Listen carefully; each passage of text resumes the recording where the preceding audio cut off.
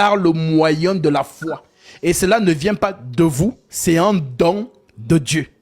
Donc, avoir la foi, c'est par l'évangile. La bonne nouvelle, c'est-à-dire l'évangile qui est justement réservé qu'aux élus de Dieu. Donc, lorsque je me mets donc à enseigner sur le 666, je dis aux gens, mais regardez. Déjà, premièrement, on vous dit ici que c'est ici la sagesse. Alors, cherchons d'abord, c'est quoi la sagesse? On interroge, on comprend que la sagesse, c'est Dieu. Cherchons aussi, c'est quoi l'intelligence? On interroge, on voit que l'intelligence, c'est Dieu. D'accord. Maintenant, on te dit donc que ici, là, c'est que celui qui a de l'intelligence. Alors, pour aller chez celui, nous prenons Apocalypse chapitre 1, verset 3, qui nous dit « Heureux celui qui lit et ceux qui écoutent les paroles de la prophétie et qui gardent des choses qui sont écrites, car le temps est proche. » Donc, un seul lit, et celui qui lit, c'est le Saint-Esprit. Donc, il n'y a que lui qui peut nous décoder cette chose-là. Alors, lorsque le Saint-Esprit vient, l'apôtre Paul a parlé de ça, mais les gens n'ont pas compris. C'est Paul qui me permet de comprendre, parce que quand je lis Paul, en fait, c'est comme, comment dirais-je, c'est comme si toi et moi, nous sommes des hauts ingénieurs en informatique. Et tu sais que le vocabulaire informatique, ceux qui ne sont pas dans ce milieu ne le comprennent pas. On ne lit pas les codes. Voilà, on ne lit pas ça. Donc, il n'y a que des ingénieurs entre eux qui... Voilà. Tu peux comprendre ça, oui. Voilà. Je dis amen, oui.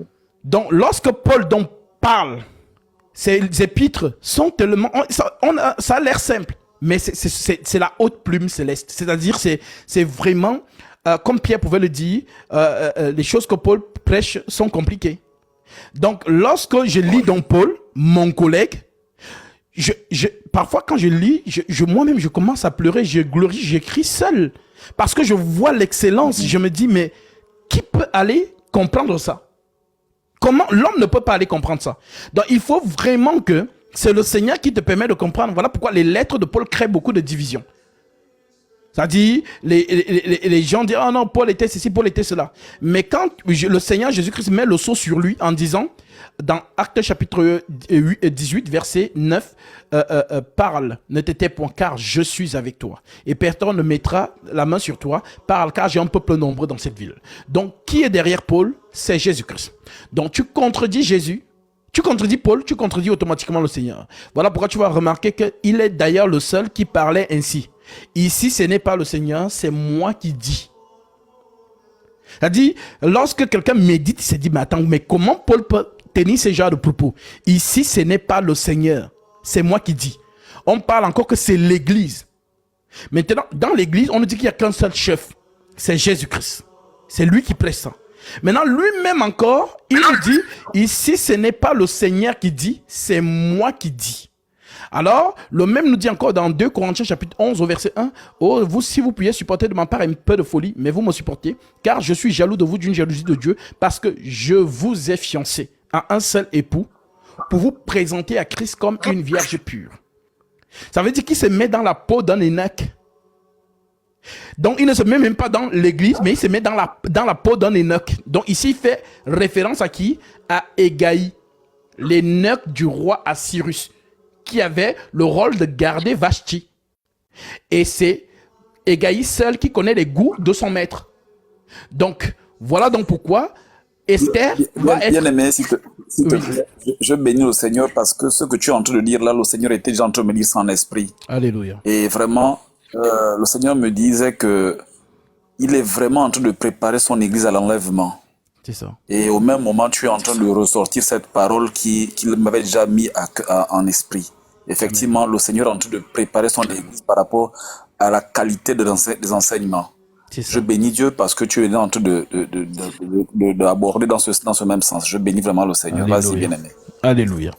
Donc, vraiment que le Seigneur soit glorifié. Donc, ici, voilà, Paul, justement, voilà pourquoi j'ai dit souvent que, en fait, les prophètes, c'est le même esprit qui a travaillé. 1 Pierre chapitre 1, verset 10.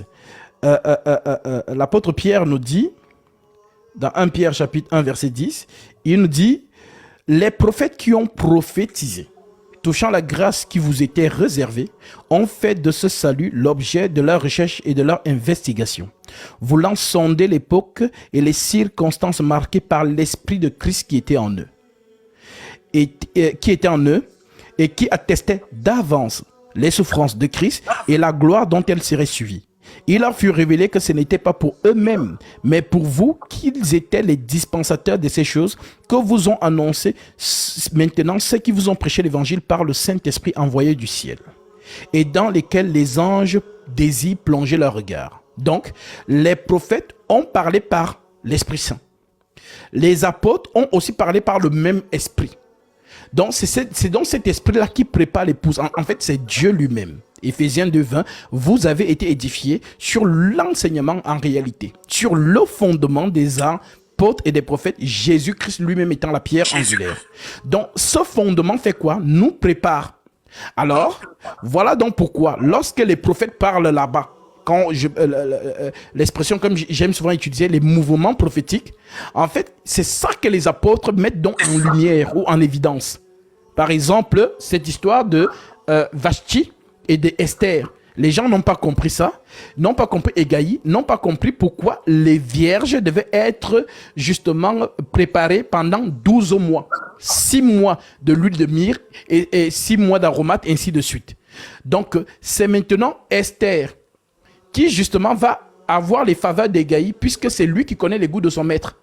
Ça veut dire que, comme Jésus disait, je ne vous appelle plus mes serviteurs, je vous appelle mes amis. Car l'ami dit tout à son ami. Donc, nous savons donc que si c'est Hégaï qui habillait la reine Vashti, bah forcément, il connaît les goûts du roi. Voilà donc pourquoi Esther va demander seulement les conseils d'Hégaï, pour que lorsqu'elle entrera dans la chambre du roi, elle soit approuvée. Voilà donc pourquoi toutes les autres jeunes filles vierges sont entrées, mais elles ont été reléguées au rang de concubines. Mais quand elle est entrée, elle a reçu la couronne royale sur la tête, dont le roi l'a approuvée. Pourquoi? Parce qu'elle avait sur elle les choses que le roi aimait. D'où le fait que Paul récupère donc ça, et il dit que je suis jaloux de vous d'une jalousie de Dieu, parce que je vous ai fiancé un seul époux pour vous présenter à Christ comme une vierge pure. Mais il nous fiance comment? Comment est-ce que Paul nous a fiancés? C'est justement l'évangile dont il nous a prêché.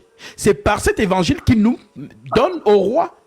Voilà donc pourquoi il dit dans 1 Corinthiens chapitre 15 verset 1 à 2, je vous rappelle frères, l'évangile que je vous ai annoncé, que vous avez reçu, dans lequel vous avez persévéré et par lequel vous êtes sauvés, si vous le retenez tel que je vous l'ai annoncé. Autrement, vous aurez cru en vain.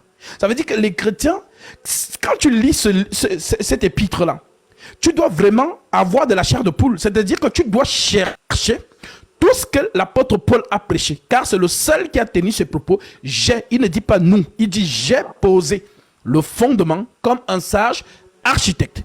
Et que celui qui bâtit dessus fasse attention de la manière dont il bâtit.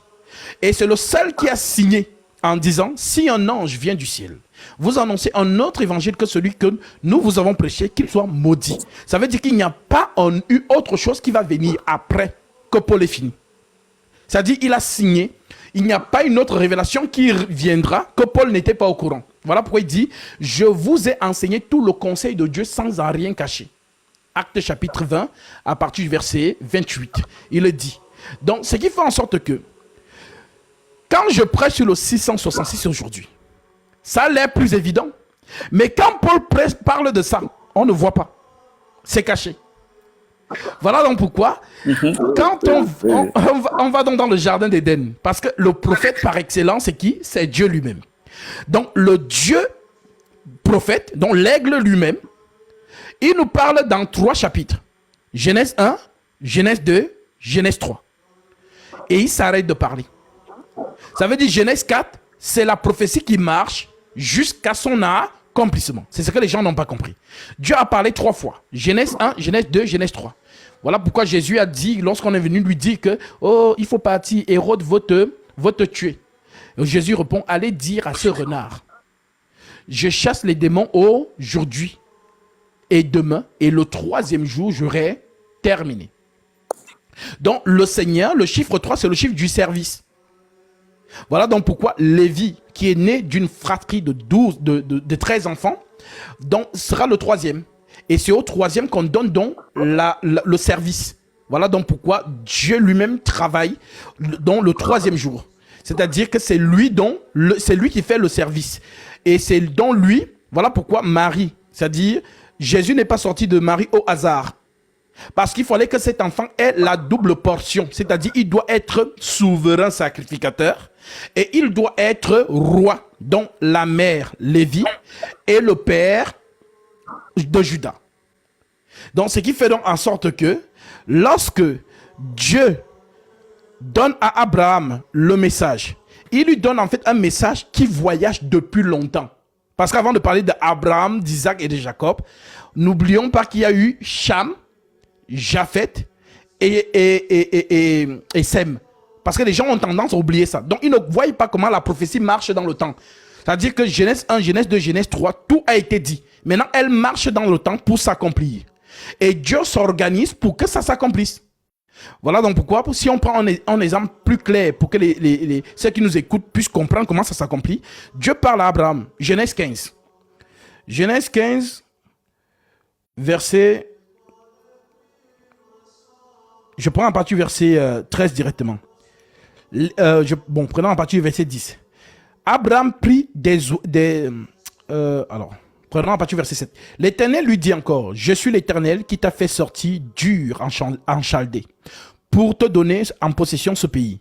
Abraham répondit, Seigneur Éternel, à quoi reconnaîtrai-je que je le posséderai? Et l'Éternel lui dit, prends une génisse de 3 ans, une chèvre de 3 ans et un bélier de 3 ans, une tourterelle et une jeune colombe. Abraham prit tous ces animaux, les coupa par le milieu et mit chaque morceau l'un vis-à-vis de l'autre. Mais il ne partagea point les oiseaux. Oui, parce que si on coupe l'aile de l'oiseau, il ne revient pas. Donc, il ne partage pas les oiseaux. Les oiseaux de proie s'abattirent sur les cadavres et Abraham les chassa. Au coucher du soleil, un profond sommeil tomba sur Abraham. Donc, Dieu l'amène donc dans le sommeil. Voilà pourquoi Nombre 12, verset 5 dit, « Lorsque je parlerai à un prophète parmi vous, c'est dans une vision que je me révélerai à lui, c'est dans un songe que je lui parlerai. » Donc, le fait que beaucoup, Dieu leur parle par songe, mais ils ne savent pas reconnaître. Donc, il faut nécessairement que la personne ait justement quelqu'un à ses côtés qui a le don d'interpréter. Donc, Dieu parle par prophétie à beaucoup de gens dans les songes, mais les gens ne comprennent pas. Donc, ceux que le Seigneur amène vers moi, lorsqu'ils ont leurs songes, je les interprète et ils comprennent. Donc, mais attends, mais je lui dis, mais voilà, tu as le don de prophétie parce que c'est récurrent chez toi. Tu as les visions, tu as le don de prophétie. Mais comme on a mal enseigné aux gens sur c'est quoi le don de prophétie. Donc les gens sont calqués sur ce qu'on voit sur la terre toutes ces années. Oh, Dieu me dit, machin. Non. Voilà, donc c'est vraiment l'ennemi qui fait croire qui a fait croire aux gens ces choses-là. Mais le vrai Seigneur, voici, c'est ce qu'il fait avec Abraham ici. Abraham prit voilà, ces oiseaux, les coupa vers le milieu et il mit chaque morceau l'un vis-à-vis de l'autre. Mais il ne partagea point les oiseaux. Les oiseaux de proie s'abattirent sur les cadavres et Abraham les chassa. Au coucher du soleil, un profond sommeil tomba sur Abraham et voici une frayeur et une grande obscurité vint l'assaillir. Et l'Éternel dit à Abraham, dans le songe, sache que tes descendants seront étrangers dans un pays qui ne sera point à eux. Et ils seront asservis et on les opprimera pendant 400 ans. Donc si tu vois avec l'œil de l'aigle, tu vas donc voir que les animaux qu'Abraham a sacrifiés représentent ce qui va faire sortir les enfants d'Israël de l'Égypte. Voilà pourquoi la nuit où ils sont sortis, il y a eu quoi? L'agneau immolé entre les deux soirs. C'est-à-dire que l'animal va donc être sacrifié et on va manger cet animal et on va prendre le sang de cet animal et mettre sur le linteau de la porte. Donc, si on ne voit pas que Abraham l'avait déjà annoncé par les sacrifices, le bélier, la chèvre, la tourterelle, les jeunes colombes, cela annonçait cela. Dieu lui parlait en disant que voilà ce qui va se passer en continuant.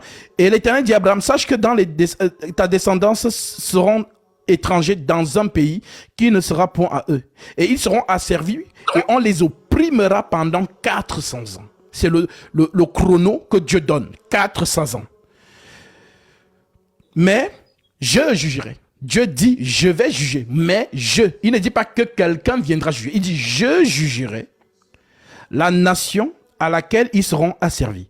Et ils sortiront ensuite avec de grandes richesses. Toi, tu iras en paix vers tes pères, tu seras enterré après une heureuse vieillesse. Donc, lorsque cela donc s'accomplit, Paul récupère ça.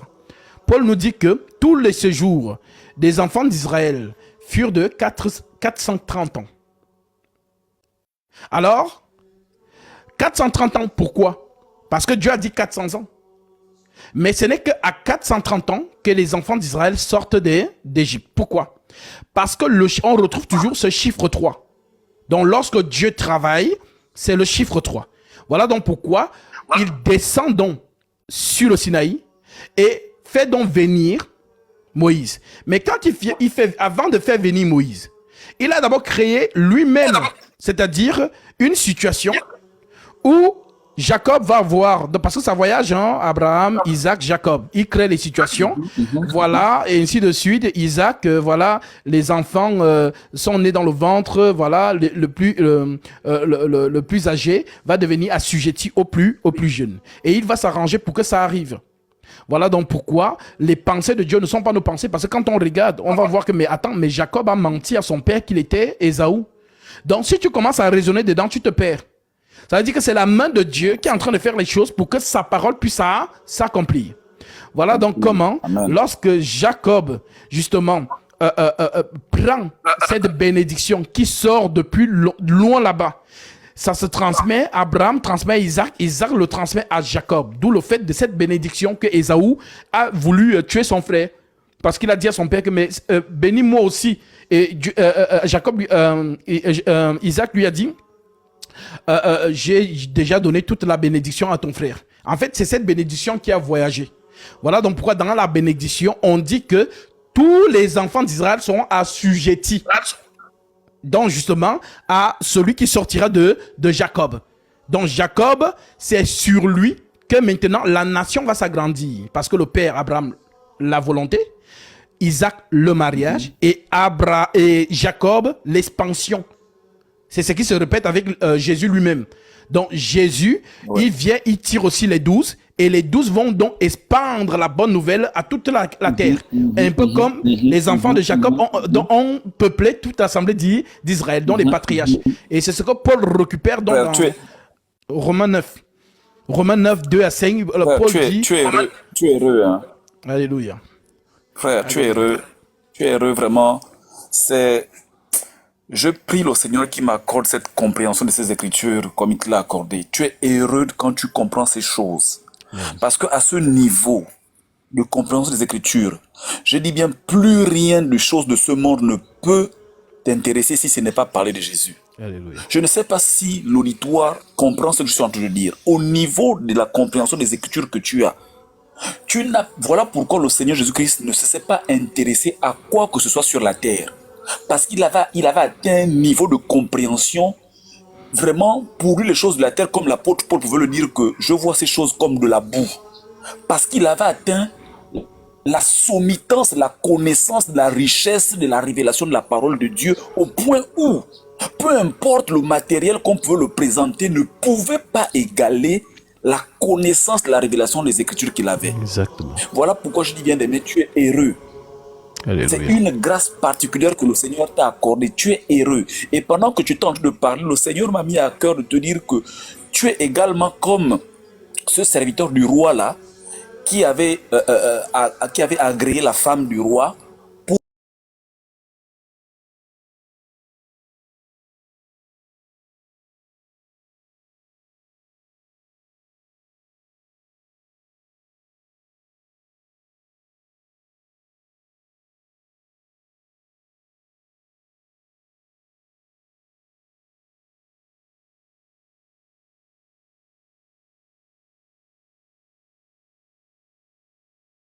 Bénis pour ton serviteur, je te bénis. Et le Seigneur était en train encore de me dire par son esprit, pendant que tu tentes de parler, que tout ce que tu dis, c'est tellement fort et profond que ce n'est pas tous ceux qui t'écoutent qui comprendront.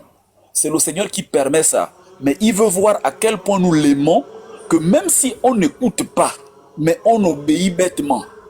C'est au fur et à mesure que il va voir qu'on s'intéresse à ce qu'on n'écoute pas. C'est au fur et à mesure qu'il va nous ouvrir l'entendement spirituel pour comprendre ce que tu es en train de te dire. Ça, c'est ce que les paroles que le Seigneur disait tout à l'heure. Alléluia. Beaucoup qui te suivent n'écoutent pas tout ce que tu dis. Mais le Seigneur veut voir à quel point nous l'aimons. Pour le suivre malgré ce qui est dit et qu'on n'écoute pas, mais on le suit toujours. Parce que le Seigneur Jésus a dit à ses disciples que si vous me suivez, c'est parce que vous avez vu les miracles. Si vous n'aurez pas vu les miracles, vous n'aurez pas me suivre. Donc nous ici aujourd'hui, on n'est pas en train de suivre à cause des miracles. Mais malgré qu'on n'écoute pas ce que l'Esprit dit totalement, mais malgré ça, on suit toujours. Ça veut dire que notre amour pour le Seigneur est vrai et sincère. Amen. Et au moment opportun, il va nous éclairer pour mieux comprendre ces choses. Parce que c'est une très, très, très grande richesse de comprendre et vraiment de comprendre ces choses à ce niveau. C'est une très grande richesse. Alléluia. Parce qu'au niveau où tu es, je dis bien, au niveau où tu es, aucun président de la République ne peut se mettre face à toi. Aucun président, aucun homme sur cette terre qui n'a pas l'Esprit de Dieu ne peut se mettre face à toi. Parce que tu as reçu l'Esprit de Dieu directement. Amen. Directement. Et je bénis le Seigneur vraiment pour cette grâce qu'il t'a accordée. C'est une grâce particulière. Alléluia. La même grâce que Marie a eue, par laquelle Jésus devait naître. C'est une grâce qu'elle a eue. Une grâce particulière parmi toutes les femmes. Amen. Et c'est cette grâce que le Seigneur également t'a accordée. Parce que ce n'est pas donné. Ce n'est pas par l'intelligence ou par la force qu'on peut comprendre ces choses. Bien aimé, même pendant que tu parles, il y a des choses que moi-même, je n'arrive pas à comprendre. Mais je dis, Seigneur, je sais que c'est toi qui parles et tu vas me révéler cela. Alléluia. C'est une grâce particulière. Je bénis le Seigneur, je le bénis. Frère Gazbi, aujourd'hui, mon désir, c'est de plaire au Seigneur à tous les niveaux. C'est mon désir le plus ardent. C'est mon désir le plus ardent. Au point où les choses de ce monde, je dis bien les choses de ce monde, ne me disent plus rien parce que je sais que tout a été créé par le Seigneur. Alléluia. Tout a été créé par lui. Et tout est pour lui. Mais voilà pourquoi il dit, cherchez premièrement ma face, cherchez premièrement à me connaître.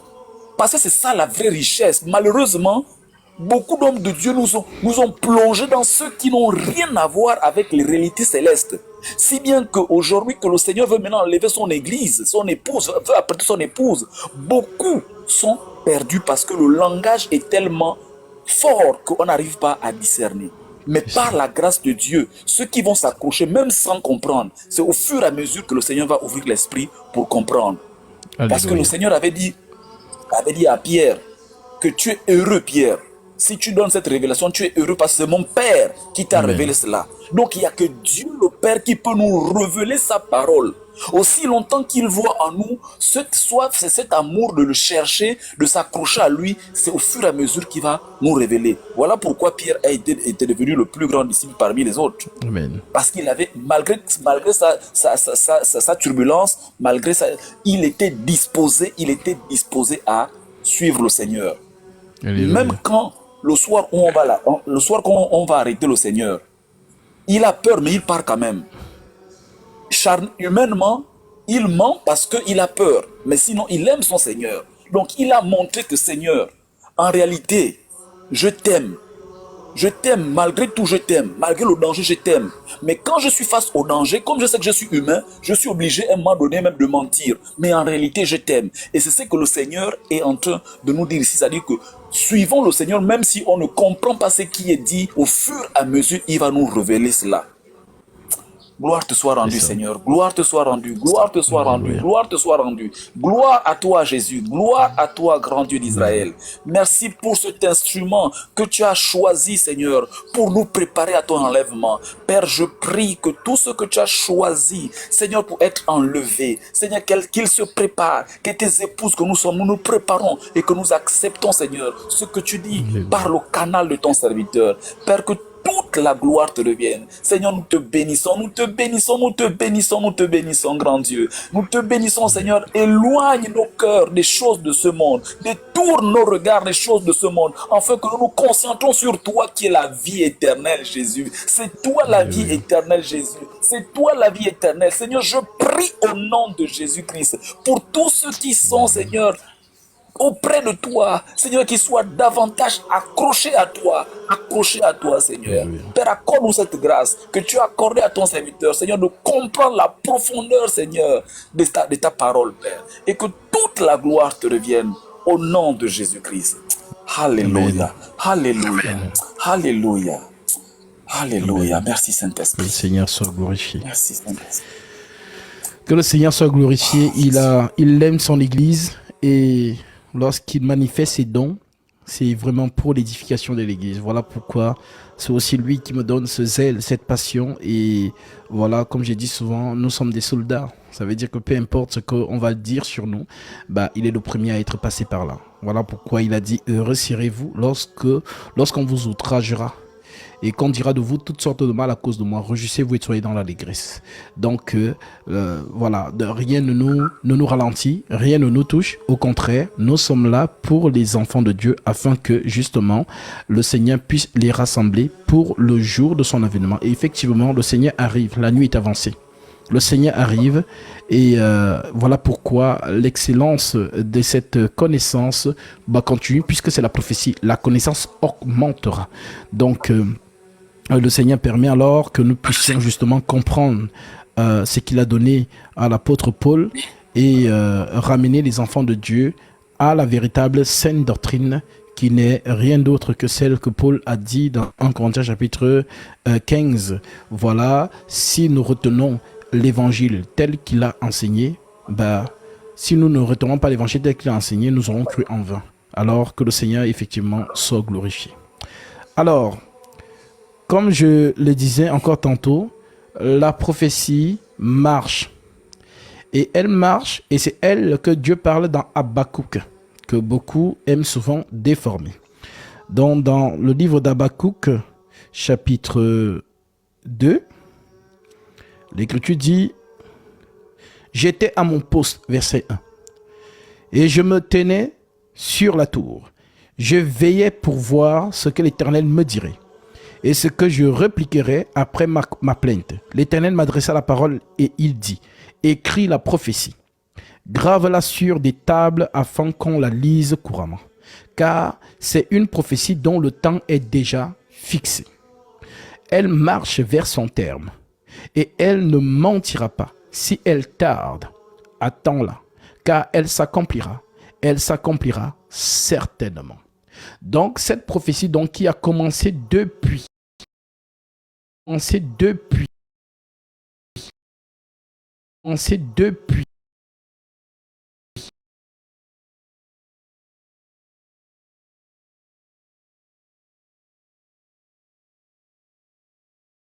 l'esprit est en train de façonner la femme du second Adam et du dernier. Donc autant la femme était en train d'être façonnée durant l'absence d'Adam, parce que le sommeil d'Adam explique l'absence du Seigneur aujourd'hui, prophétiquement parlant. Et lorsque la femme aura été façonnée dans sa totalité, à ce moment, on va réveiller Adam pour lui présenter sa femme. Donc, c'est par cet évangile que nous avons reçu de la part des apôtres par le Saint-Esprit que nous sommes en train justement d'être préparés. Aujourd'hui, beaucoup sont en train de recevoir le Saint-Esprit dans l'Assemblée des Saints parce que le Seigneur l'a dit par ses prophètes et ses prophétesses. Et nous le voyons aujourd'hui, beaucoup qui reçoivent l'Esprit Saint parce que le Seigneur arrive. Alors, revenons donc sur le langage de Dieu. Et c'est là où je voulais arriver justement sur ce qui fait couler beaucoup d'encre. En donc au thème de 666. Dans le langage de Dieu dans Genèse, Dieu lui parle dans Genèse chapitre 2. Dieu parle, Genèse 2, verset 16, il dit à l'homme, tu pourras manger de tous les arbres du jardin. Mais quant à l'arbre de la connaissance du bien et du mal, tu ne mangeras pas, car le jour où tu mangeras, tu mourras. Le serpent dit à la femme, vous ne mourrez point. Alors nous retrouvons ce que Dieu dit à l'homme, parce que c'est ça le point clé. Ce que Dieu dit à l'homme et ce que le serpent dit à la femme. La parole de Dieu est une semence. La parole du serpent, c'est aussi une semence.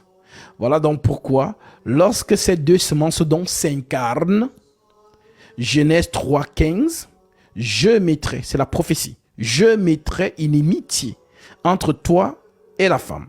Entre ta postérité et sa postérité, celle-ci t'écrasera la tête, mais toi, tu lui blesseras le talon. Alors, Dieu parle de postérité. Maintenant, lorsque Paul lui récupère ça, Paul, lui, ne parle pas de postérité.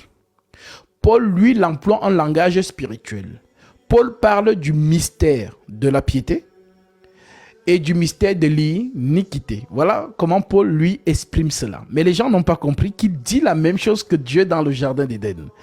Maintenant, le mystère de la piété, selon sa définition, 1 Timothée 3,16, le mystère de la piété est grand. Dieu a été manifesté en chair, justifié par l'esprit, vu des anges, prêché aux gentils, cru dans le monde, élevé dans la gloire. Et le mystère de l'iniquité, c'est l'ennemi qui se manifeste aussi en chair. C'est écrit dans 2 Thessaloniciens chapitre 2. Alors, nous avons donc expliqué que les deux enfants que nous voyons, Abel et Caïn, les gens voient des enfants, mais ceux qui sont dans la prophétie voient autre chose. Voilà pourquoi ils ont des mentions. On dit Abel le juste, Caïn le meurtrier. Donc Jésus nous dit que Satan a été mécrié dès le commencement. Donc le meurtrier Caïn et le juste Abel. Voilà donc pourquoi lorsqu'on monte dans le temps, on retrouve les deux là, Caïn et Abel. Jésus, qui est Abel, le juste, et Judas Iscariote, qui est Caïn. On les retrouve encore. Maintenant, on avance encore dans le temps. Les deux ne sont pas là. Les deux ne sont pas sur terre. Donc, actuellement, ils sont où? Actuellement, ils sont dans l'esprit. Voilà donc pourquoi le Saint-Esprit prêche aujourd'hui à l'église.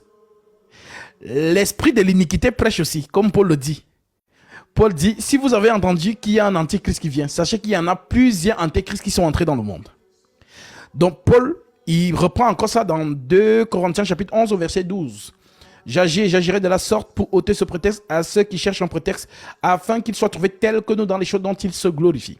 Ces hommes-là, ce sont des faux apôtres, des ouvriers trompeurs, déguisés en apôtres de Christ. Et cela n'est pas étonnant puisque Satan lui-même se déguise en ange de lumière. Il n'est donc pas étrange que ses ministres aussi se déguisent en ministres de justice. Leur fin sera selon leurs œuvres. En d'autres termes, autant il y a des hommes qui prêchent par le Saint-Esprit, autant il y a des hommes qui prêchent par l'esprit de l'iniquité. Donc, ce qui fait donc en sorte que oui, la guerre est rude. Elle est vraiment rude. Parce que le mensonge dans les ténèbres et la lumière sont en plein combat en train de discuter les âmes. Donc on discute les âmes par quoi? Par la parole. C'est par la parole qu'on discute des âmes. Donc il n'y a pas autre chose, c'est par la parole. Donc lorsque Dieu augmente la connaissance, Satan aussi augmente la ruse. Puisque les deux doivent avancer à la même dimension. Puisqu'on dit qu'il se déguise en ange de lumière. Donc, quand on dit en général ange de lumière, les gens pensent qu'on parle d'une lumière un peu comme la lumière de la torche ou bien la lumière du soleil. Non, la lumière, c'est la vérité. Jésus dit, je suis la lumière du monde, donc je suis la vérité.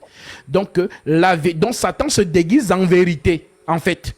Donc, quand il se déguise donc en vérité, lorsque quelqu'un prêche, tu vas aussi entendre le nom Jésus. Mais attention, car Paul parle de deux Jésus. 2 Corinthiens chapitre 11, verset 1 à 2, l'apôtre Paul dit, si quelqu'un vient vous prêcher un autre Jésus que celui que nous vous avons prêché, ou si vous recevez un autre esprit que celui que vous avez reçu, ou un autre évangile que celui que vous avez embrassé, vous le supportez fort bien. Donc, oui, il y a un faux Jésus sur terre, et c'est lui qui est de l'ampleur, parce que le vrai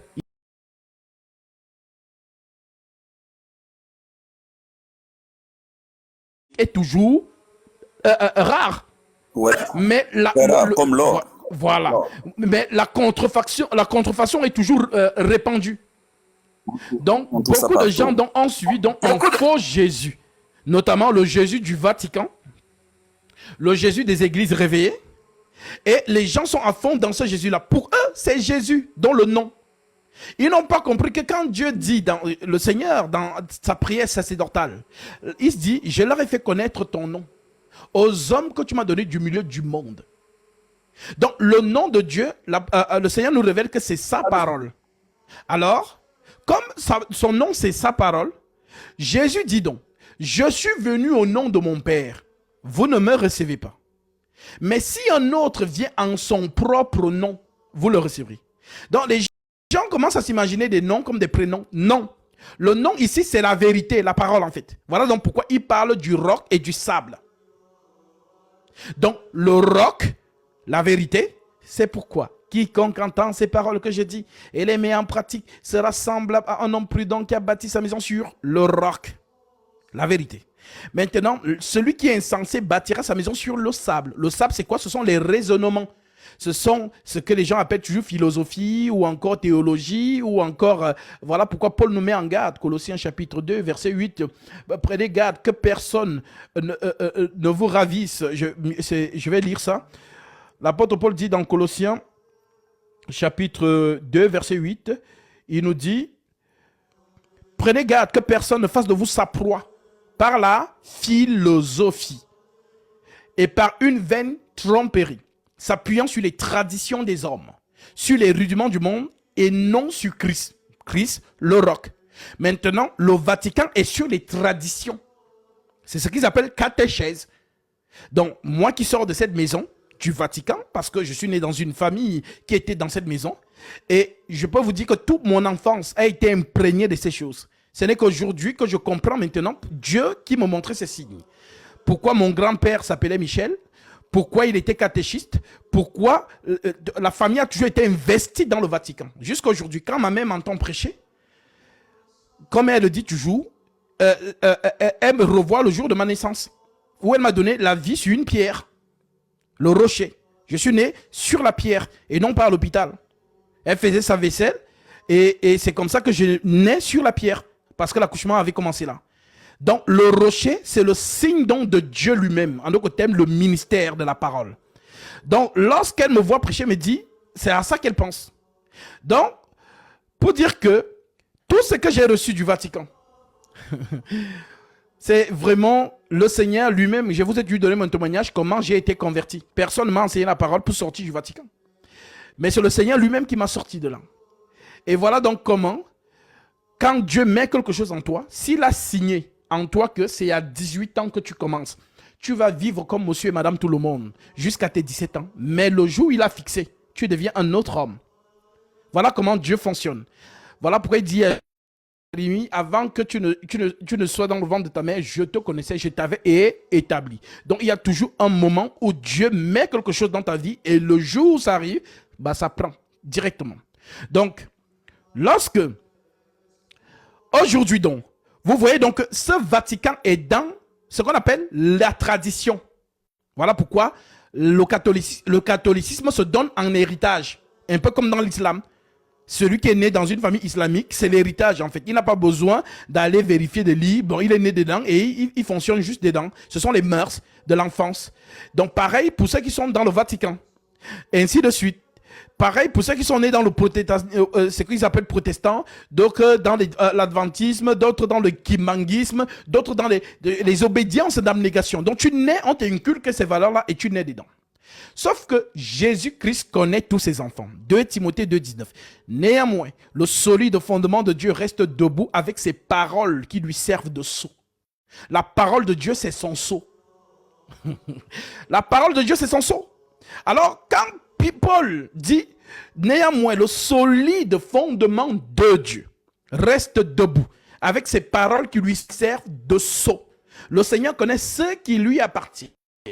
Et quiconque prononce le nom du Seigneur, qu'il s'éloigne de l'iniquité. Donc il faut s'éloigner de l'iniquité. Maintenant l'iniquité c'est qui? C'est Satan. C'est ce que Paul nous dit. Le mystère de l'iniquité agit déjà. Voilà pourquoi je vous ai dit, les deux ne sont pas corporels aujourd'hui. Ils sont dans l'esprit. L'Esprit Saint prêche dans l'église. Satan aussi prêche.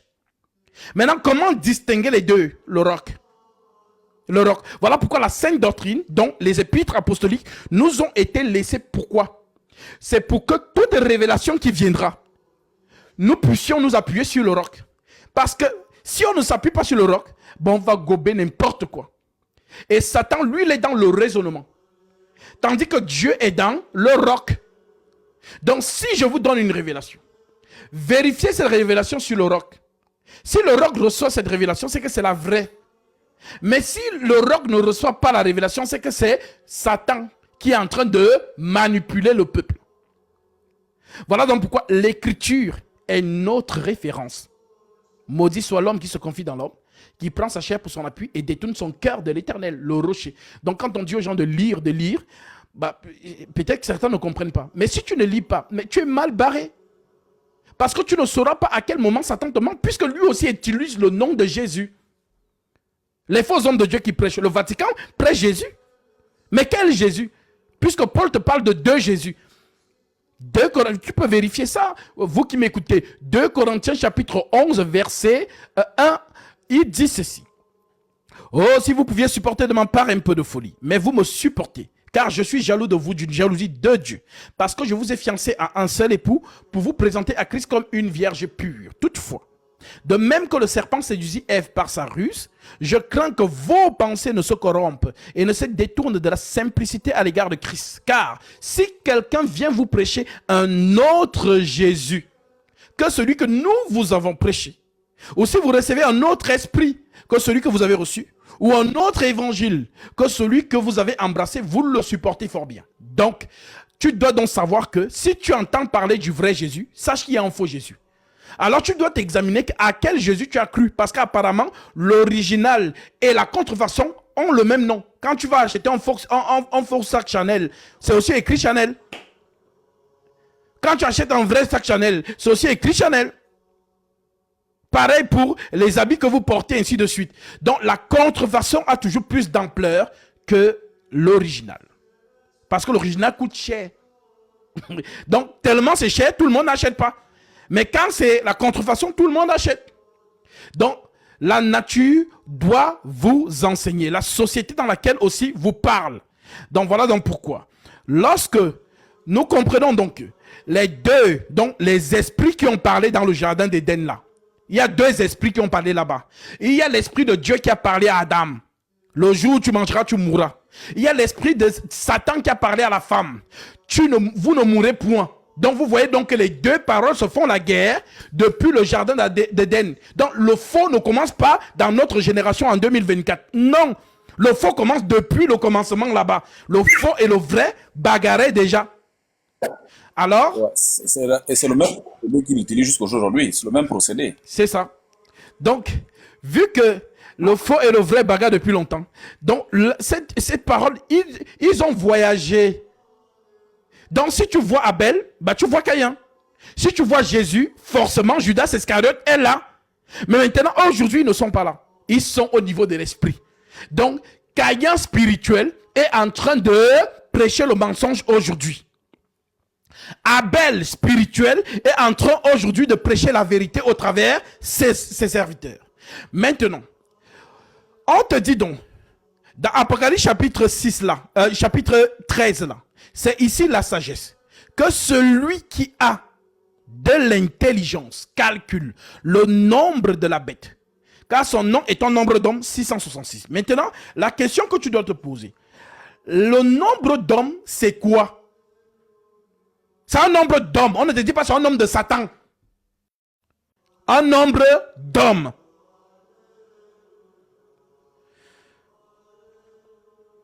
Apocalypse 13. Verset 18.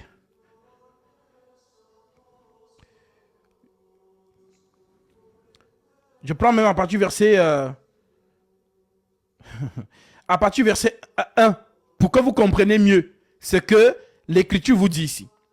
Puis je vis monter de la mer une bête qui avait 10 cornes et 7 têtes. Ça, j'ai expliqué ça. C'est quoi la corne selon la prophétie et c'est quoi les têtes selon la prophétie. En fait, la corne et la tête, c'est la même chose.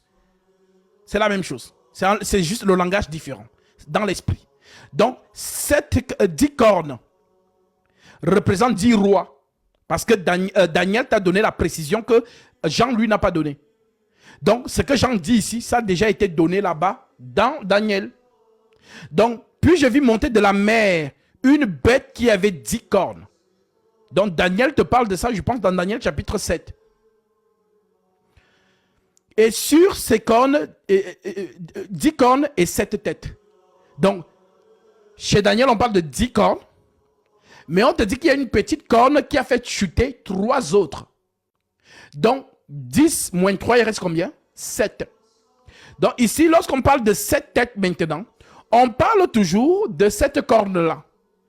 Et sur cette corne, des diadèmes. Donc, le diadème, c'est quoi? C'est comme une couronne. Donc, on te parle de la royauté.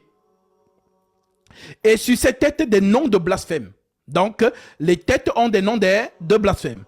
La bête que je vis était semblable au léopard. Qui a vu le léopard en premier? C'est Daniel. Daniel te parle dans Daniel chapitre 7, il te parle, Daniel chapitre 2, il parle de 4 animaux. Il dit que le premier, c'est un lion ailé. Le deuxième, c'est un ours. Le troisième, c'est un léopard qui a 4 têtes et 4 ailes. Et le quatrième, c'est un monstre, puisque le quatrième animal n'a pas de nom. Ça, on dit que c'est un monstre. Voilà, on ne sait pas quel animal c'est en fait. Donc, ce que Jean, lui, l'a vu là, donc ce que Daniel a vu là-bas, dans Daniel 2, Daniel 7, Jean, lui, le voit, mais fusionner. Donc, ils disent la même chose, mais Jean fusionne les 4 animaux. Alors, il nous dit, la bête que je vis était semblable à un léopard. Ses pieds étaient comme les pieds d'un ours. Donc, le léopard, c'est qui? C'est le royaume de Javan. C'est Alexandre le Grand. L'ours, c'est qui? C'est le royaume médo-perse. Et sa gueule était comme la gueule du lion. Le lion, c'est qui? C'est Babylone, dans Nebuchadnezzar. Et le dragon lui donna sa puissance. Et son trône et une autorité, et une grande autorité. Donc, le dragon s'est mis ici pour qui? Pour le fer. Parce que Daniel parle d'un animal qui a les dents de fer. Et cet animal, on faisait référence à Rome. C'est donc le pourquoi notre Seigneur vient naître sous la domination romaine. Quand Jésus est né, il a trouvé un roi puissant sur la terre. C'était qui? César. Donc, César régnant, et il a mis ses pions dans toutes les régions du monde. D'où Pilate en Israël. Et qui a jugé Jésus? C'est Pilate. Mais en réalité, est-ce que c'est Pilate qui juge Jésus? Non, c'est César. Parce que Pilate, c'est le représentant de César. C'est un peu comme toi, tu es roi et tu envoies ton gouverneur quelque part, ou voilà, tu places un pion quelque part pour qu'il te représente là-bas. Donc c'est ça, c'est Pilate en Israël. Donc, ce n'est pas pour rien. C'est pour vous dire que la prophétie s'accomplit de manière chirurgicale. En d'autres termes, c'est tellement précis que ça donne la chair de poule. Donc, Jean, il fusionne donc ces 4 animaux. Maintenant, il nous parle du dragon. Et j'ai vu l'une de ses têtes blessée à mort. Donc, on nous dit que l'une des têtes du dragon est blessée à mort. Et j'ai vu l'une de ses têtes blessée à mort. Et c'est vraiment très précis, hein? Mais sa blessure mortelle fut guérie. Ça ne vous dit rien? Donc, le dragon imite le Seigneur. Ça doit vous dire quelque chose. On vous dit dans Apocalypse chapitre 5, lisons, pour que vous compreniez mieux, que le dragon, c'est un imitateur. Apocalypse chapitre 5, on dit au verset 6, « Et j'ai vu au milieu du trône, et des 4 êtres vivants, et au milieu des vieillards, un agneau qui était là comme immolé. » Immolé veut dire quoi? Sacrifié ou encore blessé. Donc, on te dit donc aussi, le dragon aussi a une blessure, mais sa blessure mortelle fut guérie. Maintenant, comment la blessure de l'agneau a guéri? C'est ce qu'on appelle la résurrection. Donc, ce que le Seigneur fait, l'ennemi fait là, la même chose. Il faut juste avoir les yeux pour voir comment il se déguise. On vous dit qu'il se déguise en ange de lumière. Donc, si vous n'avez pas les yeux pour voir, les gens adorent Satan sans le savoir. Parce que c'est ça, c'est son objectif. Que vous croyez que c'est lui Jésus. Et c'est comme ça qu'il vous amène donc à la perdition. Matthieu 7, verset 13 à 14. Large est la porte, spacieux le chemin qui mène à la perdition, il y en a beaucoup qui entrent par là. Mais étroite est la porte, resserré le chemin qui mène à la vie, il y en a peu qui les trouvent. Donc ceux qui sont enfermés dans le Vatican et qui continuent à adorer les statuettes, à prier devant les statuettes. Donc pour eux, ils prient le vrai Jésus. Ils sont avec le vrai Dieu. Mais sauf que l'ennemi est tellement déguisé qu'eux, ils pensent vraiment être à fond avec lui. Ils pensent vraiment être avec le Seigneur et pourtant pas du tout. L'ennemi ne se montre pas en tant que menteur. Si Satan sort sa grosse tête là-bas, là, mais les gens vont fuir. Donc c'était lui. Ils vont fuir. Mais justement, non. Il est un ange de lumière. Voilà pourquoi Paul dit que personne ne vous ravisse par un culte des anges. C'est quoi? Qu'est-ce qu'on appelle culte des anges? Le culte des anges, c'est... Est-ce que quand tu lis les Écritures, tu as déjà vu un ange qui parle beaucoup? Tu as déjà vu un ange qui est toujours... Non, l'ange est toujours solennel lorsqu'il vient. Il est toujours solennel. Donc, voilà bon pourquoi tu vas voir que le système du Vatican, ils sont toujours solennels.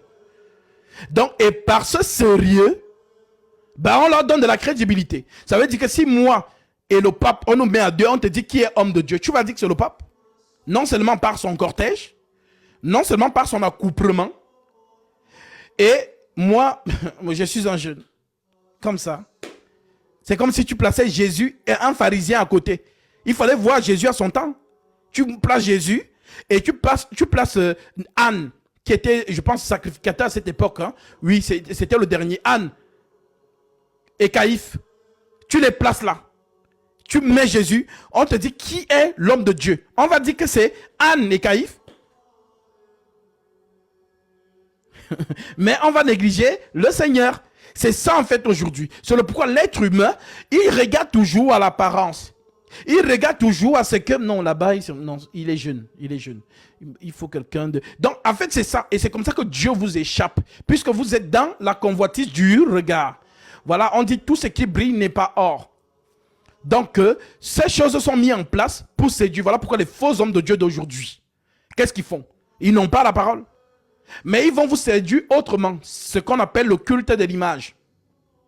Et le culte du sérieux. Donc vous allez voir que les salles vont être de plus en plus déguisées. C'est-à-dire enjolivées. Voilà, la décoration, tout ça. Donc ça épate l'homme simple. Ah non, ça ici c'est bien, vraiment, c'est vraiment organisé, c'est sérieux. Alors, il vient s'asseoir là. Parce qu'il y a le confort, il y a ceci, il y a cela. Maintenant, la parole même, il n'y a pas. Voilà donc pourquoi, comme il n'y a pas la parole, il faut bien qu'on te maintienne là. Ça sera donc par les démons, le culte des démons, les cultes des sorciers. Oh, tu as ceci. Maintenant, quand on t'a dit que tu as quelque chose, ben, tu ne peux pas partir de là. Parce que la personne qui peut te délivrer de cette chose qu'il t'a dit, apparemment, c'est bien juste de lui-même. C'est lui-même qui va te délivrer. Voilà pourquoi quand il vous dit, oh, je vois un esprit de mort sur toi. Ah, mais non, mais pour que l'esprit de mort parte, il faut que tu fasses ceci. Donc tu restes, on te fidélise. C'est la technique en fait. Donc tu restes là parce que tu as peur. D'autres même on leur dit clairement que vous êtes des piliers de ce temple. Donc si le pilier part, la maison peut s'écrouler. Donc il faut rester. Donc on te colle une responsabilité. Donc il n'y a pas la parole. Ça sera donc ces choses-là. Ou encore chanter beaucoup les conseils. On va beaucoup chanter. On va beaucoup faire les démonstrations. Faya, faya et tout ça machin. Parce qu'il n'y a pas la parole. Il n'y a pas. Toi-même tu sais qu'il n'y a pas la parole. Mais tu pars quand même. Donc c'est ça donc. C'est que l'ennemi fait donc. Voilà. Donc voilà donc pourquoi l'apôtre Paul nous parle du déguisement. L'ennemi qui se déguise aussi en ange de lumière. Voilà, il vous donne les conseils de la vie, le coaching, ainsi de suite. Et tu penses que c'est ça qu'on appelle la parole de Dieu. Non, il y a les païens dans le monde qui font ce métier-là, métier de coaching.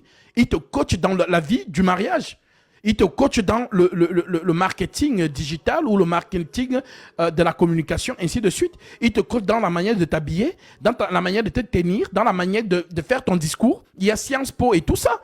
Donc, il y a des intellectuels qui sont agrégés de ces choses-là, qui font plusieurs années d'études pour être performants dans ces choses-là. Vous n'avez qu'à voir celui aux États-Unis qui est devenu milliardaire parce qu'il parlait beaucoup à la gente féminine. Vous le connaissez tous. Il a écrit des livres, ainsi de suite. Les femmes achetaient, et ainsi de suite. C'était un coach. Donc, il manque seulement qu'il ajoute étiquette pasteur, et c'est tout. Ou encore prophète, ou je ne sais pas quoi. Et il a encore de l'audience. C'est tout. Donc, aujourd'hui, les gens ne savent plus faire cette différence. Mais c'est quoi la parole de Dieu? Voilà donc pourquoi lorsque nous prêchons dans Jésus, ben les gens sont scandalisés. Pourquoi? Parce qu'ils ne connaissent pas Jésus sur cet angle-là. Non, ils ne le connaissent pas sur cet angle. Donc pour eux, voilà, ce sont les choses de la terre. Satan les centre sur les choses de la terre. Ta destinée, homme de Dieu, localise-moi, localise mes finances, localise ceci, localise cela. Donc ils ne passent que voilà le temps dessus. Mais Jésus même, quand le Saint-Esprit t'a été donné pour te le démystifier, tu n'as pas la connaissance du Christ. Alors lorsqu'on monte dans sa connaissance, bah, tu es perdu et tu as peur. Alors, on continue. Je pleurais beaucoup. Jean dit donc qu'il a vu l'agneau comme immolé. Donc c'est que nous retrouvons dans Apocalypse chapitre 13, dans le discours, toujours dans le discours de Jean, il dit et je vis l'une de ses têtes blessée comme mort. Mais là, sa blessure mortelle fut guérie. Et toute la terre était dans l'admiration derrière la bête. Mais ils admirent pourquoi? Quand Jésus est ressuscité, qu'est-ce qui s'est passé? Les apôtres étaient dans la joie, dans l'admiration. Il est mort, il est ressuscité. L'ennemi. Incroyable. Et ils adorent le dragon. Donc on dit donc et je vis l'une de ses têtes blessée à mort. Mais sa blessure mortelle fut guérie. Et toute la terre était dans l'admiration derrière la bête. Lorsqu'on parle de la bête, ce n'est pas négatif. La bête, c'est un roi en fait. C'est la corne. La bête. Selon Daniel chapitre 8, quand Gabriel explique les animaux que Daniel a vus, il lui dit le bélier que tu as vu, le bouc que tu as vu, ce sont les rois des Mèdes et des Perses. Donc là, quand on dit bête, toi tu penses à quelque chose de négatif. Non. Ici, quand on dit bête, c'est un roi. Ça veut dire que si tu dis que Dieu est un roi, c'est que Dieu est une bête. C'est un langage spirituel. C'est le langage de l'esprit. La bête fait référence à l'autorité. La bête fait référence à un pouvoir. La bête fait référence à un système qui domine. Donc, si l'homme qui a parlé, l'entité suprême qui a parlé à Adam, c'est le roi, donc c'est une bête. Merci. Bête égale roi. Parce qu'il faut faciliter cette compréhension pour beaucoup. Voilà pourquoi quand on parle dans l'Apocalypse de marque de la bête, les gens sont agités, pourtant ils ne comprennent pas. Donc, ici, je te montre déjà que par ces deux blessures, dans Jean chapitre 13, on te parle de la blessure mortelle de la bête qui fut guérie. Dans Jean chapitre 5, on te parle de l'agneau qui a été immolé. Mais étant immolé, il est venu prendre le livre entre les mains de celui qui était assis sur le trône. Prendre le livre, c'est quoi? Ben, c'est mourir. Parce que la mort de Jésus te donne la vie à toi. S'il ne meurt pas, tu n'as pas la vie. Jean chapitre 12. Si le grain de blé tombé en terre refuse de mourir. Tu connais la chanson. Donc le grain de blé qui est Jésus, lorsqu'il tombe en terre, s'il refuse de mourir, bah, il ne porte pas de fruits. Ça veut dire que toi tu meurs. Mais s'il meurt, c'est pour ton avantage. C'est pour que tu vives. Puisque lorsqu'on sème une petite graine de maïs sur terre, ce n'est pas un maïs qui va sortir sur l'épi. C'est plusieurs. Donc sa mort est nécessaire pour nous. Il doit obligatoirement mourir pour que toi tu aies la vie. C'est ce qu'il est venu faire d'ailleurs.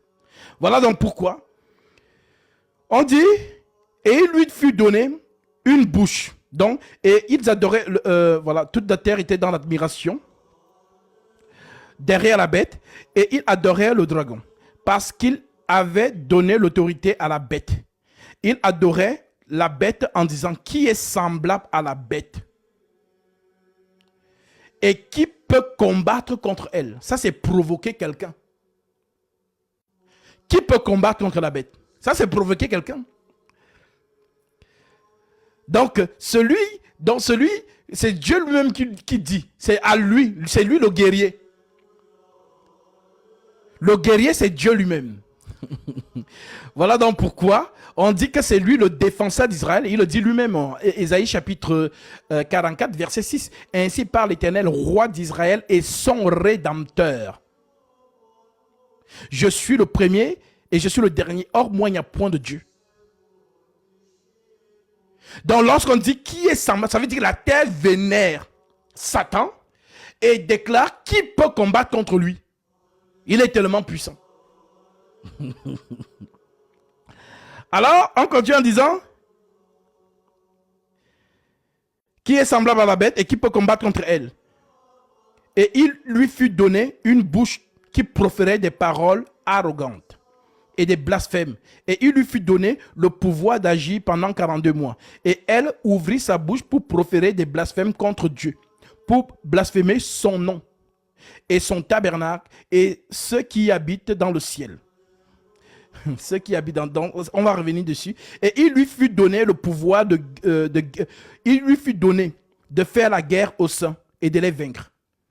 Et il lui fut donné autorité sur toute tribu, tout peuple, toute langue et toute nation. Et tous les habitants de la terre l'adoreront.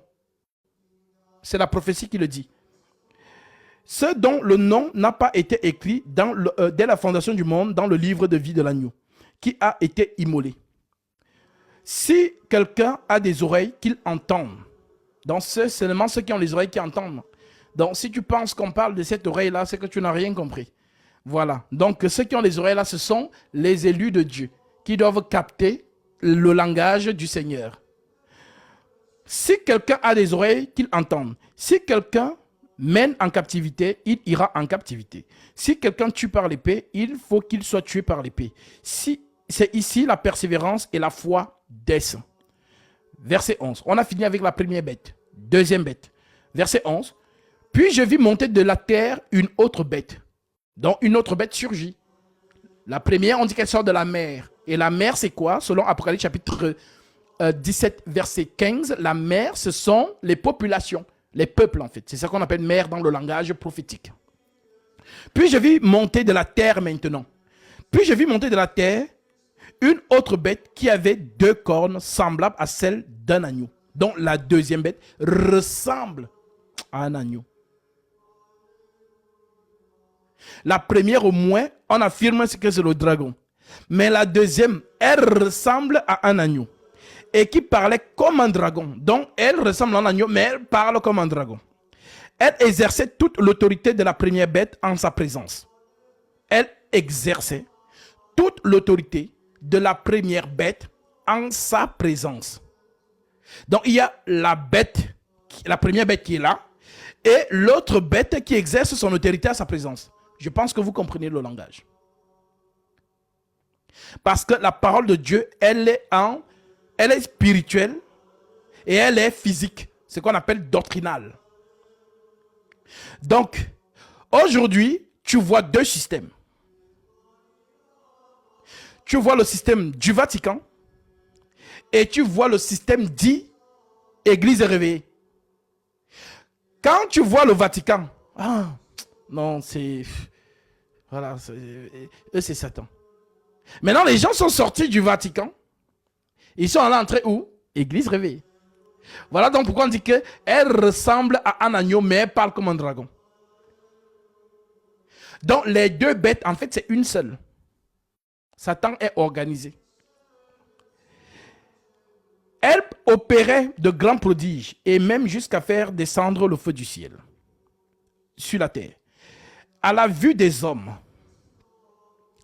elle séduisait les habitants de la terre par les prodiges qu'il lui était donné d'opérer en présence de la bête, disant aux habitants de la terre de faire une image à la bête. Maintenant, il y a l'image à la bête. Maintenant, selon la doctrine, c'est quoi l'image? L'apôtre Paul nous dit, dans Colossiens chapitre 1, il est l'image du Dieu invisible. Donc, lorsqu'on parle de l'image, en fait, on parle d'un homme. Il lui fut donné d'animer l'image de la bête, afin que l'image de la bête parlât, et qu'elle fit que tous ceux qui n'adorent pas l'image de la bête fussent tués.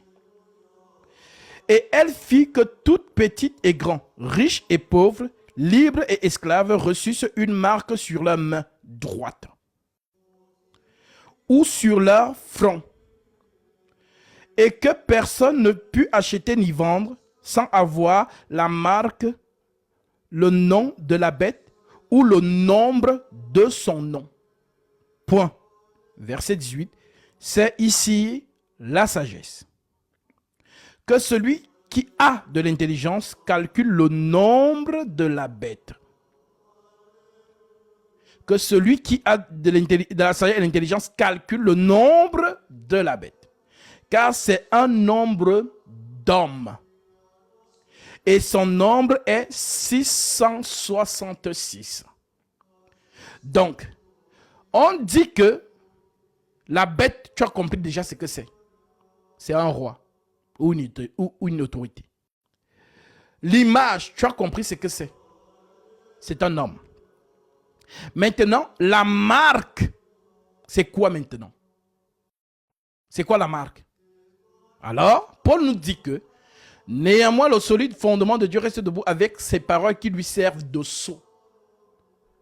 Donc, le sceau de Dieu, c'est une marque. Tout roi a un anneau. L'anneau royal. Et c'est avec cet anneau qui scelle ou qui tamponne. Ceux qui ont des entreprises, ils ont ce qu'on appelle un cachet.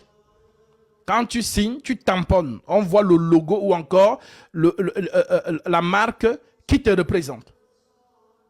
Maintenant, lorsqu'on parle de marque ici, nous comprenons que là-bas, Paul nous dit dans 2 Timothée 2,19, néanmoins le solide fondement de Dieu reste debout, avec ces paroles qui lui servent de sceau.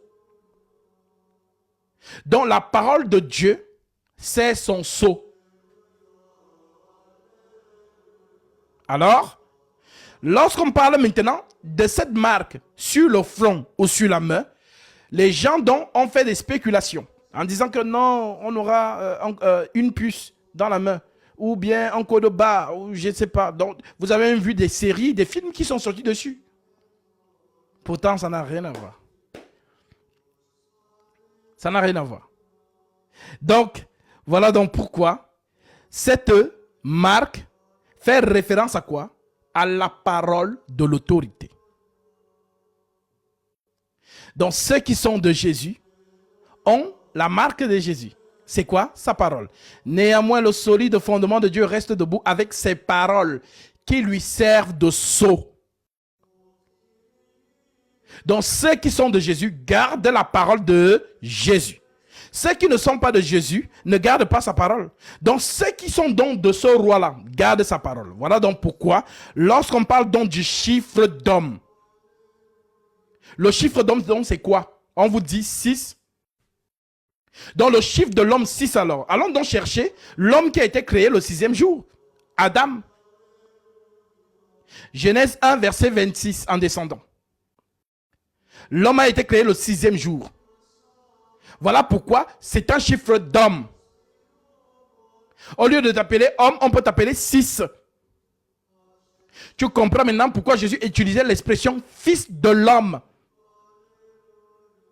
Alors, Adam donc, de lui va sortir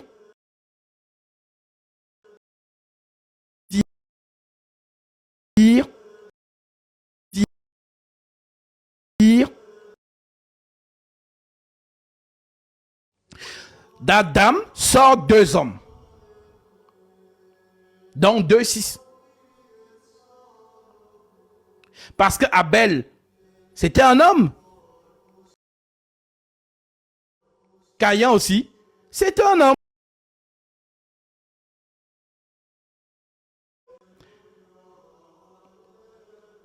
Genèse chapitre 4, verset 1. Adam connut Ève, sa femme. Elle conçut et enfanta Caïn. Et elle dit, j'ai formé un homme avec l'aide de l'Éternel. Elle enfanta encore son frère Abel. Abel fut berger et Caïn fut laboureur.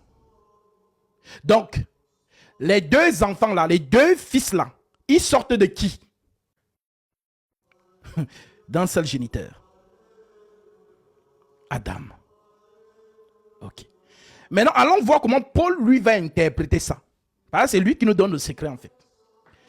Quand on vient donc dans Romains, chapitre 9, au verset 14, l'Écriture dit ceci. C'est Paul qui nous explique. Il dit, que dirons-nous donc?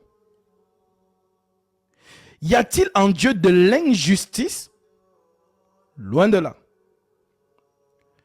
Car il dit à Moïse, je ferai miséricorde à qui je fais miséricorde. Et j'aurai compassion de qui j'ai compassion. Ainsi donc cela ne dépend ni de celui qui veut, ni de celui qui court, mais de Dieu qui fait miséricorde. Ainsi donc, cela ne dépend ni de celui qui veut, ni de celui qui court, mais de Dieu qui fait miséricorde. Car l'Écriture dit à Pharaon, j'étais suscité à 200 pour montrer en toi ma puissance, afin que mon nom soit publié par toute la terre. Donc, qui a suscité Pharaon? Dieu dit que c'est lui. Maintenant, Pharaon, c'est qui? C'est Satan. Je t'ai suscité à 200 pour montrer en toi ma puissance, afin que mon nom soit publié par toute la terre. En d'autres termes, il a rendu Pharaon puissant. Pharaon, il est puissant. Et il assujettit tout le monde.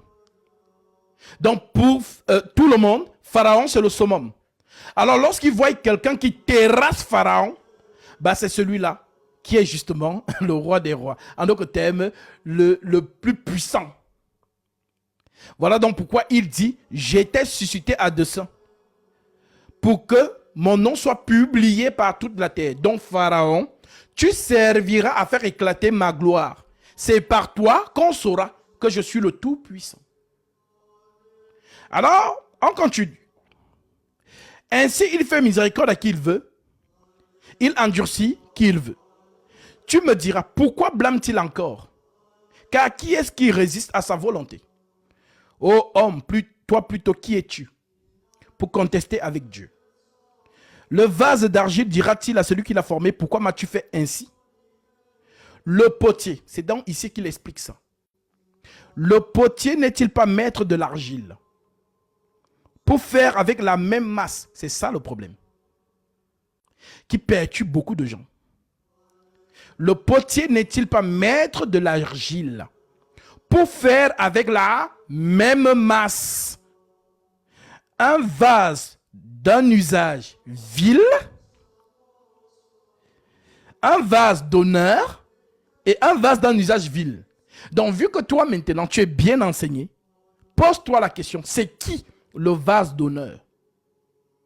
Et c'est qui le vase d'usage vil, mais qui sont faits de la même masse?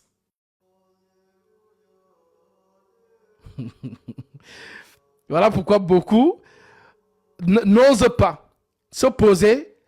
Lorsque la question monte dans leur conscience, ils ont peur. Tu comprendras donc pourquoi on parle de ce vase d'usage vil dans Ézéchiel. Allons donc lire ce qu'on dit à Ézéchiel là-bas. Voilà, ça va te faire peur un peu, mais c'est normal. Ce sont les choses célestes. Tu dois les comprendre dans leur perfection. Ézéchiel 28. On te parle donc du vase vil. Le vase vil là. On te dit au verset 12. La parole de l'Éternel me fut adressée en ces mots, fils de l'homme, prononce une complainte sur le roi de Tyr. Donc Dieu parle toujours par énigme. C'est énigmatique toujours son langage. Tu lui diras, ainsi parle le Seigneur l'Éternel. Tu mettais le sceau à la perfection. Retiens bien cela. Tu mettais le sceau à la perfection. On a dit que le sceau c'était quoi? Paul nous dit que le sceau c'est quoi? 2 Timothée 2 verset 19. Néanmoins, le solide fondement de Dieu reste debout avec ses paroles qui lui servent de quoi? De sceau. Maintenant, on te dit que celui que toi tu appelles Satan aujourd'hui, on dit ceci dans le passé. Tu mettais. Ce n'est pas le verbe mettre. C'est le verbe être. Car nous corrigeons même les maisons d'édition.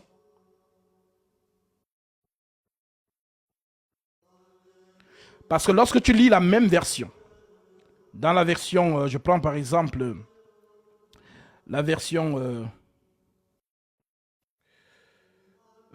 alors... Osterval, l'écriture dit,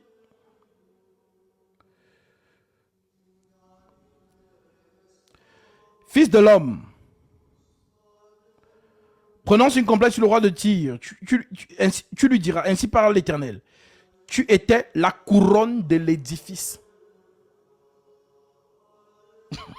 C'est encore plus fort.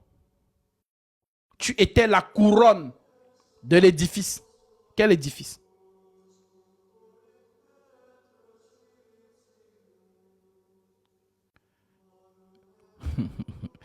Donc, tu étais la couronne de l'édifice.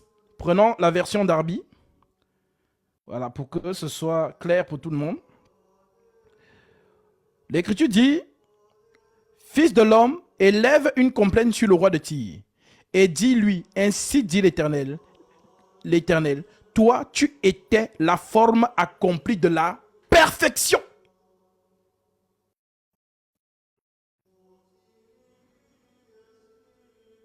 Oui, c'est le Satan que tu parles aujourd'hui. C'est dès lui jadis. Maintenant,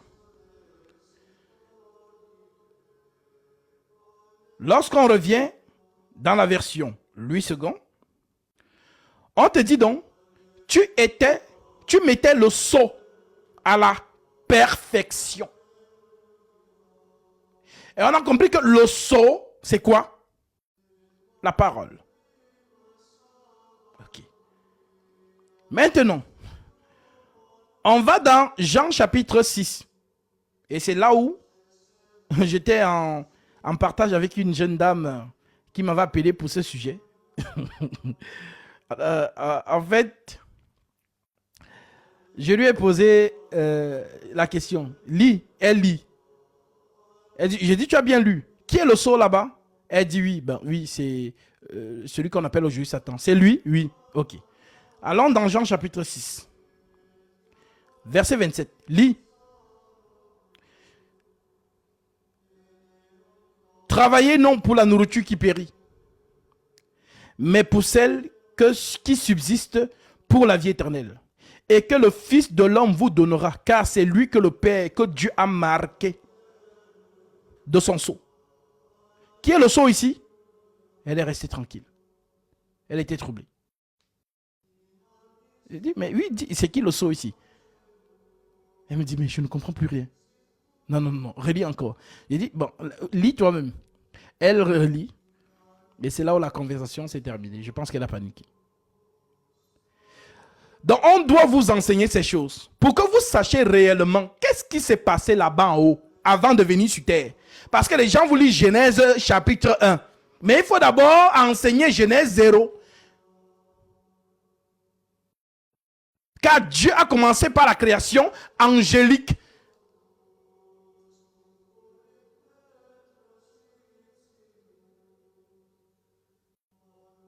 Donc c'est ce qui s'est passé là-bas que nous vivons ici. Sachez que nous vivons le passé. C'est ce qu'on appelle la prophétie, non? La prophétie, on annonce les choses qui vont dans le futur. Sauf que Jésus a déjà été immolé dans la prophétie. Ça doit se matérialiser dans le temps. Est-ce que tu me comprends? Ce qu'on appelle prophétie là. En fait, ce sont les choses qui sont déjà passées, mais qu'on ramène. Voilà pourquoi Dieu dit, Psaume chapitre 78, verset 1 à 2. Je vais lire ça. Voilà, là ce n'est plus fire. Hein? Voilà, là maintenant tu es dans l'explication de ton Seigneur. Tu dois le connaître. Alors, Psaume chapitre 78. Je vous prends ici la version Darby qui dit: prête l'oreille à ma loi, mon peuple, et inclinez vos oreilles aux paroles de ma bouche. J'ouvrirai ma bouche en parabole. J'annoncerai les énigmes des jours d'autrefois, le passé. Donc, avant même que Jésus ne vienne sur terre, l'Écriture te dit l'agneau immolé dès avant la fondation du monde. Donc, avant qu'il ne vienne, c'était déjà écrit. Donc, ce qui est écrit donc là-bas se matérialise sur terre. J'espère que vous avez compris. Alors, nous avons donc lu Ézéchiel. Et ce qu'on nous dit dans Ézéchiel est tellement poignant. Si vous ne comprenez pas Ézéchiel, vous ne pouvez pas comprendre qui est Jésus. Ce n'est pas possible. Car il n'y a pas d'accident dans le plan de Dieu. C'est lui le créateur. Et comme il le dit lui-même dans Ésaïe 46, versets 9 à 10, il déclare, ainsi parle l'Éternel, roi d'Israël. Il dit, souvenez-vous de ce qui s'est passé dès les temps anciens. Car je suis Dieu et il n'y en a point d'autre. Je suis Dieu et nul n'est semblable à moi. J'annonce dès le commencement ce qui doit arriver. Et longtemps d'avance, ce qui n'est pas encore accompli. Je dis, mes arrêts subsisteront et j'exécuterai toute ma volonté. Donc, il n'y a pas d'accident dans le plan divin, le plan du salut, il n'y a pas d'accident. Tout ce qui arrive a été mis en place par l'Éternel. Donc, pour ceux qui pensent que dans le jardin d'Éden, Dieu allait se reposer, il dormait, Satan est venu. C'est que vous ne comprenez absolument rien. Le jardin d'Éden en lui-même, c'est un piège pour attirer Satan. C'est lui qui a mordu. C'était pour qu'il se manifeste, nous dit Paul, Romains chapitre 7, c'est écrit. Et lorsqu'il vient, la condamnation, c'est là où il reçoit donc maintenant la sentence. Je mettrai inimitié entre toi et la femme, entre ta postérité et sa postérité. Celle-ci t'écrasera la tête et toi tu lui blesseras le talon. Donc c'est là donc qu'il va être condamné. S'il n'était pas venu, pas de condamnation. Mais il est venu. Et le piège s'est refermé sur lui. C'est ça la prophétie. Voilà donc pourquoi l'Écriture dit le dernier ennemi qui sera tué, c'est la mort. Ok. Alors, on nous dit, la parole de l'Éternel me fit adresser en ces mots. Fils de l'homme, prononce une complainte sur le roi de Tyr. Tu lui diras, ainsi parle le Seigneur l'Éternel, tu mettais le sceau à la perfection. Tu étais plein de sagesse, parfait en beauté. Tu étais en Éden, le jardin de Dieu. Tu étais couvert de toute espèce de pierres précieuses, de sardoine, de topaz, de diamant, de chrysolite, d'onyx, de jaspe, de saphir, d'escarboucle, d'émeraude et d'or. Tes tambourins et tes flûtes étaient à ton service, préparés pour le jour où tu fus créé. Lorsqu'on lit ça avec le cerveau, on se dit, est-ce que là-bas il y avait les diamants et tout? Non, c'est dans le monde spirituel. Le thème diamant ou encore or ou encore topaz ou quoi que ce soit, ce sont des choses spirituelles. En d'autres termes, on te dit qu'il était revêtu de quoi? De la royauté. Voilà donc pourquoi tu retrouvais les mêmes pierres sur Aaron. L'éphod. Il y avait quoi sur son pectoral? Le rhume et le tuma, qui étaient constitués des 12 pierres précieuses. Donc Aaron, c'est celui-là qui a la gouvernance d'Israël. En d'autres termes, c'est le représentant de Dieu, si vous voulez mieux comprendre. Dans ce que vous appelez ordinairement sacerdoce lévitique, Dieu vous montre une scène. Dans la scène, il y a un roi. C'est le roi qui fait l'expiation en fait, pour le peuple. Voilà pourquoi le seul à accéder dans le lieu très saint, donc dans la présence de Dieu, c'est Dieu lui-même. Voilà donc pourquoi, comme ce sont les préfigurations ou encore des prophéties, le vrai roi, donc le vrai Aaron, Jésus-Christ, vient donc sur terre, fait l'expiation et doit lui-même encore se présenter devant lui-même. Le cerveau ne comprend pas ça. C'est Paul qui t'explique ça. Je te lis ça, pour que tu comprennes mieux. Je vais beaucoup donner les Écritures, mais c'est important pour vous. Je prends ici Hébreux, chapitre 9, verset 8. L'Écriture te dit, « Mais Christ est venu comme souverain sacrificateur des biens à venir. Il a traversé un tabernacle plus grand et plus parfait qui n'est pas construit de main d'homme, c'est-à-dire qui n'est pas de cette création. Et il est entré une fois pour toutes dans le lieu très saint, comme Aaron entrait. Dans le lieu très saint, non avec le sang des boucs et des veaux, comme Aaron, mais avec son propre sang. Mais Christ, c'est qui? Christ, c'est l'Esprit. Est-ce que l'Esprit a le sang? L'Esprit n'a pas de sang. Mais comment est-ce que Paul nous dit qu'il est entré là-bas avec son propre sang? Il est en train de nous faire comprendre que le corps qu'on a vu sur terre n'est que l'image de Christ. Christ, c'est ça, loin le Mashiach. Donc, le corps, Christ, esprit, devient corps parce qu'il n'y a que le sang qui pardonne les péchés. Alors, comme Dieu est esprit, et l'esprit est immatériel, l'esprit n'a pas de chair, l'esprit n'a pas de sang, alors l'esprit se façonne en corps. C'est ce que Paul appelle mystère de la piété. Le mystère de la piété est grand. Dieu a été manifesté en chair. Oui, mais pourquoi la chair? Parce que la chair a le sang. Et le sang qui coule de la chair de Dieu, c'est ça qui purifie l'humanité et le ciel. Puisque le sang de Jésus, tenez-vous tranquille, ne purifie pas seulement les péchés des hommes, mais aussi nettoie ce qui s'est passé là-bas. Nous allons voir ça. Paul nous a tout dit ça. Donc voilà donc pourquoi on te dit donc, quand il continue, il dit,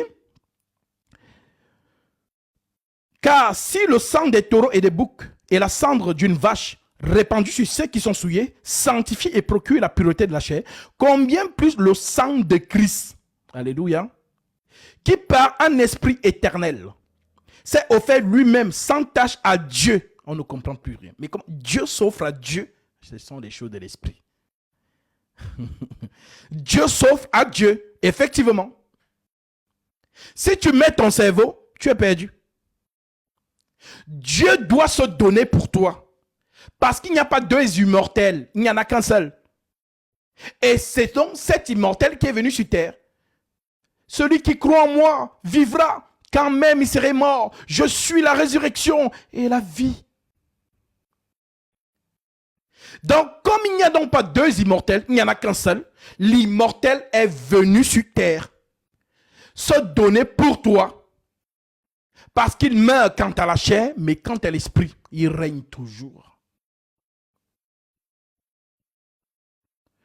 Combien plus le sang de Christ, qui par un esprit éternel s'est offert lui-même sans tâche à Dieu, purifiera-t-il votre conscience des œuvres mortes, afin que vous serviez le Dieu vivant. Et c'est pour cela qu'il est le médiateur d'une nouvelle alliance, afin que la mort étant intervenue pour le rachat des transgressions commises sous la première alliance, ceux qui ont été appelés reçoivent l'héritage éternel qui leur était promis.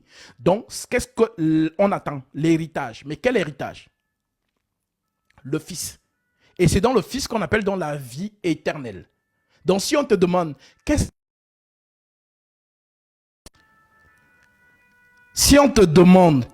que tu attends? Tu diras, j'attends la vie éternelle. C'est ton héritage. Je continue, Paul t'explique ça. Il dit, afin que la mort étant intervenue pour le rachat des transgressions commises sous... Désolé, je reçois des appels. Appelez-moi plus tard, s'il vous plaît. Alors, car la mort étant intervenue pour le rachat des transgressions commises sous la première alliance, ceux qui ont été appelés reçoivent l'héritage éternel qui leur a été promis. Car là où il y a un testament, il est nécessaire que la mort du testateur soit constatée. Un testament, en effet, n'est valable qu'en cas de mort, puisqu'il n'a aucune valeur tant que le testateur vit. Donc, le testament, c'est quoi? C'est l'héritage. Maintenant, l'héritage, c'est quoi donc? C'est la vie. Voilà pourquoi c'est avec du sang que même la première alliance fut inaugurée. Moïse, après avoir prononcé devant tout le peuple, tout le commandement de la loi, prit le sang des veaux, des boucs avec de l'eau, de la laine écarlate et de l'hysope, et il fit l'aspersion sur le livre lui-même et sur tout le peuple en disant, ceci est le sang de l'alliance que Dieu a ordonné pour vous. Il fit pareillement l'aspersion avec le sang sur le tabernacle et sur tous les ustensiles du culte. Et presque tout, d'après la loi, est purifié avec du sang. Et sans effusion de sang, il n'y a point de pardon. Donc, pour qu'on te pardonne, ma sœur, mon frère en Christ, il faut nécessairement qu'il y ait effusion de sang. Maintenant, le problème se situe où? Le problème se situe sur l'esprit.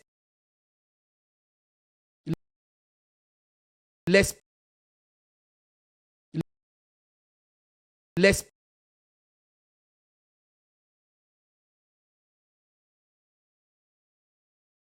péché. Voilà donc pourquoi, pour vous pardonner les péchés, il vient lui-même.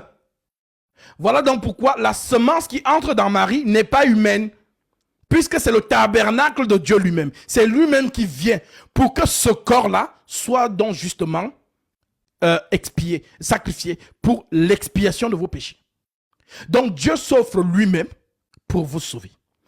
Il était donc nécessaire, puisque les images et les choses qui sont dans les cieux devaient être purifiées de cette manière, que les choses célestes elles-mêmes le fussent par des sacrifices plus excellents que cela. Car Christ n'est pas entré dans un sanctuaire fait de main d'homme. Oui, Christ n'est pas entré dans un sanctuaire fait de main d'homme, en imitation du véritable.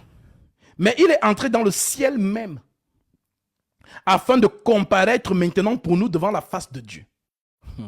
Voilà donc pourquoi il a dit ce jour-là à Marie de Magdalène, ne me touche pas, car je ne suis pas encore monté vers mon Père.